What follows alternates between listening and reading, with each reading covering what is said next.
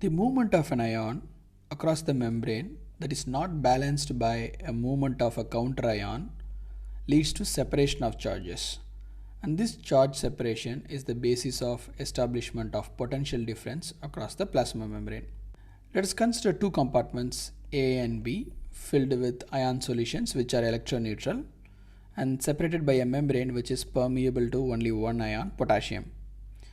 Side A is filled with potassium chloride solution and side B is filled with sodium chloride solution. Since the only ion permeable is potassium, potassium moved down its concentration gradient without accompanied by the negative ion chloride. So there will be excess positive charge over here and excess negative charge here. They are not electroneutral anymore. And this electrical gradient increases till it becomes strong enough to oppose the movement of potassium itself. More the positive charge accumulates, it prevents the positive ion entering from this side and it will pull back the potassium. So concentration gradient driving the potassium from A to B and electrical gradient driving the potassium B to A. When this is equal and opposite, there will not be any net movement of potassium ions. And the potential difference developed at this stage is called as the equilibrium potential. So equilibrium potential is the membrane potential at which the electrical and the chemical gradient of the ion is equal and opposite and there is no net movement of an ion. If we know the concentration gradient, that is the concentration on both sides of the membrane, we can calculate the electrical gradient using an equation called as Nernst equation. So here the Ex stands for equilibrium potential of an ion X, which is equal to RT by Zf, that is gas constant, or T is the absolute temperature, Z is the valency and F is the Faraday's constant, and this is natural log of concentration of ion inside divided by concentration of ion outside. We can simplify this equation by adding all these values. We get this equation minus 61.5 divided by Z, the valency, log of ion concentration inside by outside. Let's use this equation to calculate a Nernst potential. The intracellular sodium is 10 millimole. It's an example. And extracellular is 100 millimoles. What is the Nernst potential?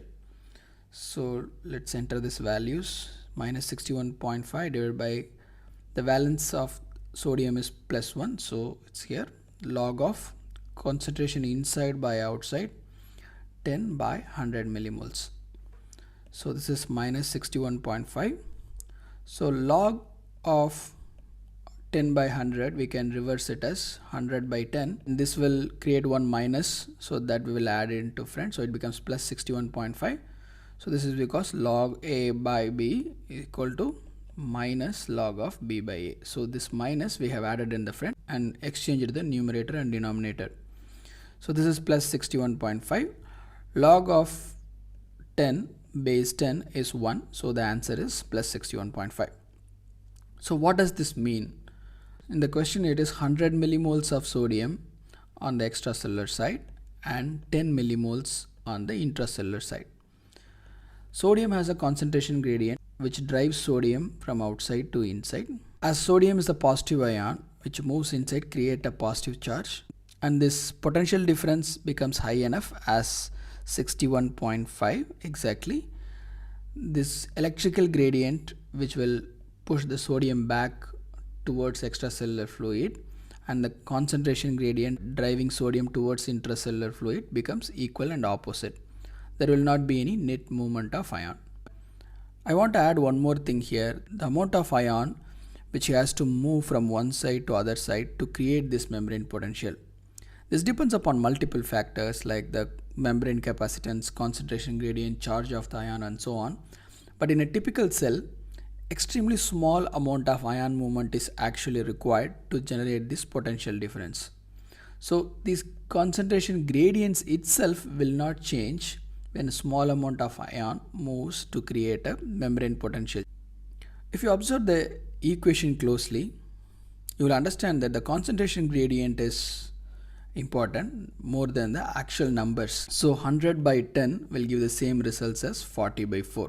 So the gradient ratio is more important than the absolute numbers. And if the concentration of both sides are equal, that is both sides are of, let's say 100, then this becomes log 1. And log 1 is 0, then the equilibrium potential becomes 0. So if there is no concentration gradient, there will not be any electrical gradient also. In a cell, there are many ions and each has their own equilibrium potential decided by their concentration gradients.